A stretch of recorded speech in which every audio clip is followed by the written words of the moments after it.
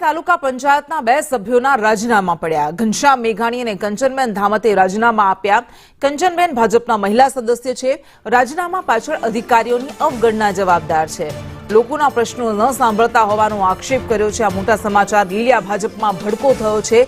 તાલુકા પંચાયતના 2 સભ્યોએ રાજીનામા ધરી દીધા છે। ઘનશ્યામભાઈ મેઘાણી અને ભાજપના મહિલા સદસ્ય કંચનબેન ધામતે રાજીનામા આપ્યા અને રાજીનામા પાછળનું કારણ એ આપ્યું કે લોકોના પ્રશ્નોને સાંભળવામાં નથી આવતા, લોકોની સમસ્યાઓનો ઉકેલ લાવવામાં નથી આવતો। અધિકારીઓ અને પદાધિકારીઓ દ્વારા આ તમામ રજૂઆતોની સતત અવગણના થઈ રહી છે અને એના કારણે તેમણે રાજીનામા ધર્યા છે। વારંવાર લોકોના પ્રશ્નોને લઈને અવારનવાર રજૂઆત કરવામાં આવતી હતી, પરંતુ એ કોઈ સાંભળતા નહોતા અને એના કારણે તેમણે રાજીનામા ધરી દીધા છે। તો લીલિયા ભાજપમાં આ અસંતોષ, લીલિયા ભાજપમાં આ ભડકો થયો છે।